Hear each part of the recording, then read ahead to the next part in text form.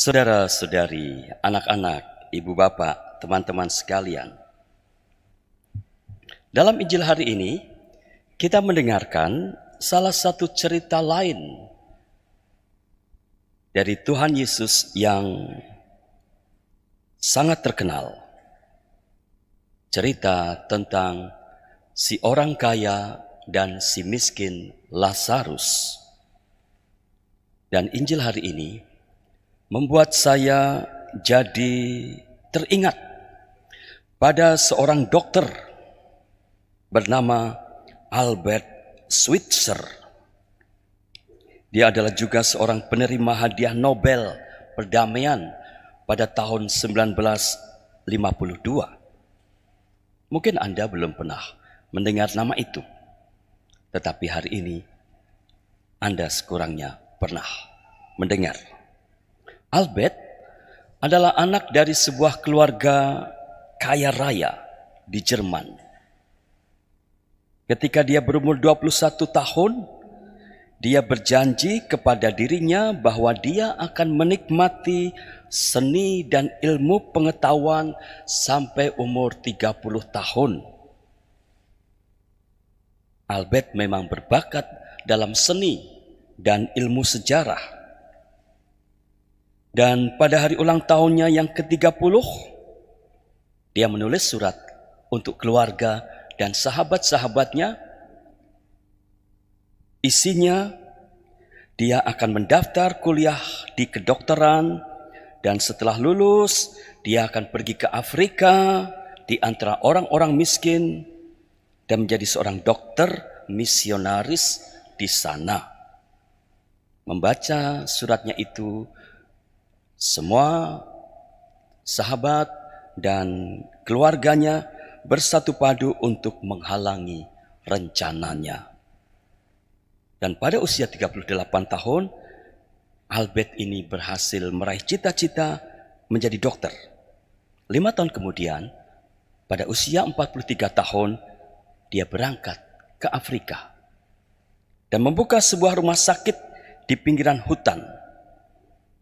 Dan dia akhirnya meninggal di sana pada usia 90 tahun.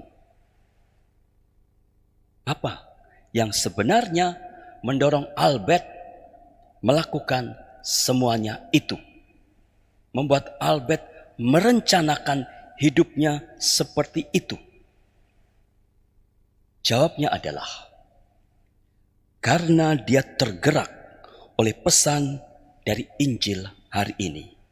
Injil Lukas bab 16 ayat 19 sampai 31 itu. Albert pernah berkata, kisah itu menyadarkan saya bagaimana mungkin saya hidup berkecukupan dan serba nyaman sementara ada banyak orang di sekitar saya yang bergulat dengan penderitaan dan kemiskinan. Karena kisah dari Yesus inilah, Albert kemudian pergi ke Afrika untuk melayani dan menjadi misionaris. Bagaimana dengan Anda? Apakah Anda sudah mempunyai atau terlibat pada suatu pelayanan di sela-sela hidup Anda? Bila belum, apa sih yang masih Anda tunggu? Anda mau menunggu setelah berusia tertentu? Mungkin setelah pensiun? Mungkin setelah menjadi kaya raya? Mungkin setelah pandemi corona? Ada seorang bapak dari dinas militer, seorang kolonel, bercita-cita mau melayani gereja setelah pensiun. Tetapi sebelum pensiun, ternyata beliau sudah lebih dulu mendapat serangan jantung dan meninggal dunia. Akhirnya dia batal ikut dalam pelayanan, dan sekarang istrinya yang rajin untuk pelayanan demi dirinya dan demi mendiang suaminya. Bapak, Ibu, saudara-saudari, suster juga, anak-anak juga, untuk melayani kita tidak perlu menunggu setelah umur tertentu. Selagi masih anak dan remaja, juga sudah layak untuk ikut pelayanan yang sesuai dengan umur mereka. Misalnya, aktif dalam kelompok putra-putri altar.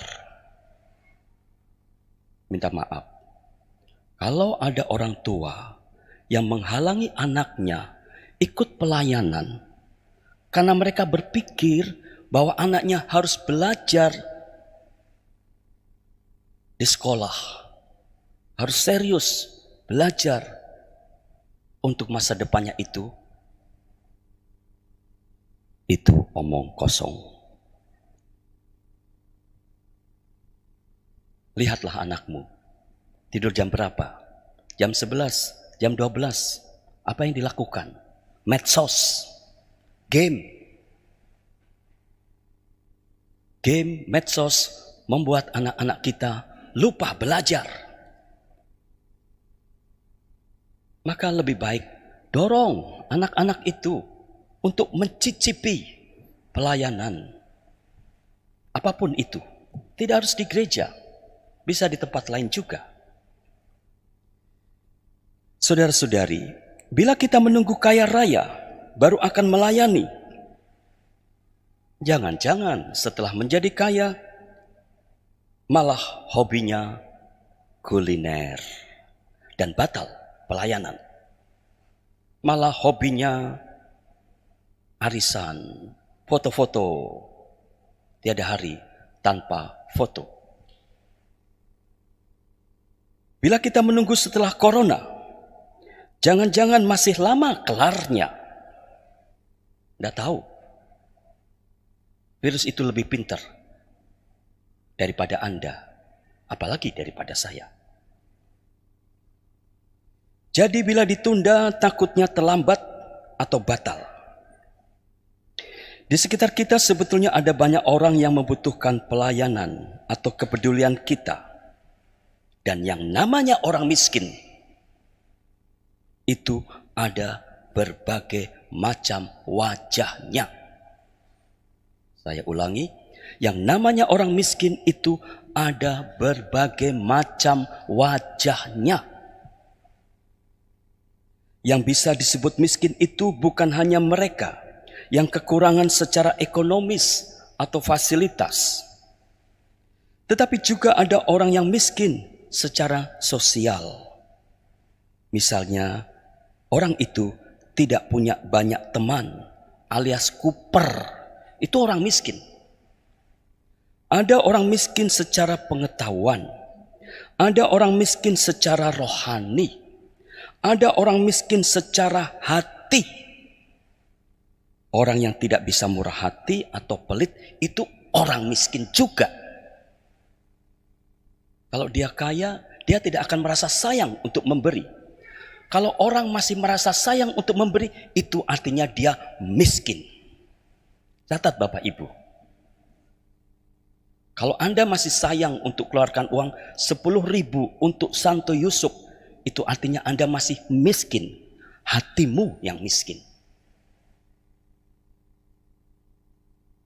10.000. Keluar dari mall parkir bisa 20.000. Sebulan sekali. Harap lebih pandai berhitung matematika. Melalui pelayanan tertentu, kita bisa menjangkau dan membantu mereka. Maka nasihat saya, jangan pakai menunggu lagi. Segera mencari informasi tentang pelayanan yang ada di lingkup gereja maupun umum. Boleh juga Anda kreatif menciptakan sebuah bentuk pelayanan. Misalnya, kelompok sahabat para lansia, kelompok pembesuk orang sakit, kelompok kerja bakti di komplek gereja, penasbung, pecinta nasi bungkus. Banyak sekali. Kalau Anda tidak melayani, kalau kita hanya berkutat dengan dunia kita, masalahnya hanya satu. Egois kita makin tebal.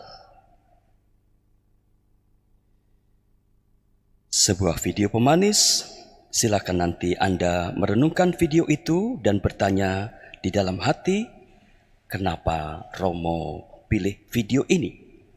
Apa sih pesan relevan dari video ini dengan pesan Injil hari ini?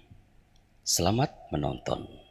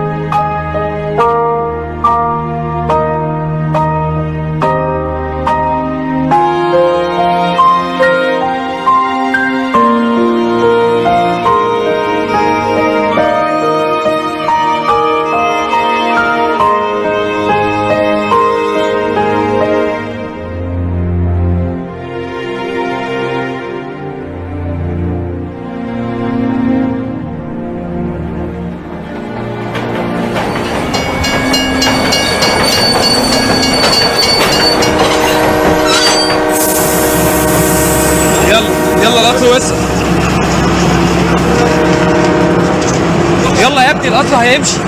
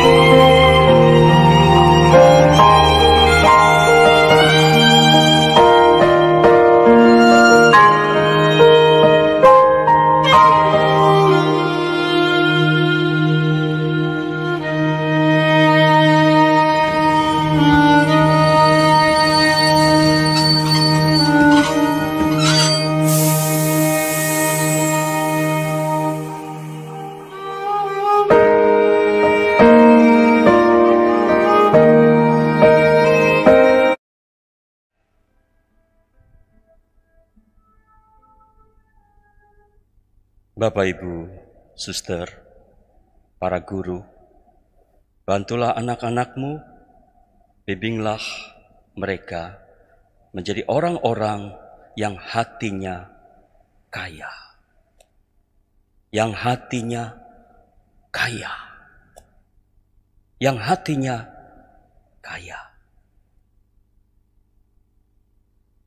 Amin.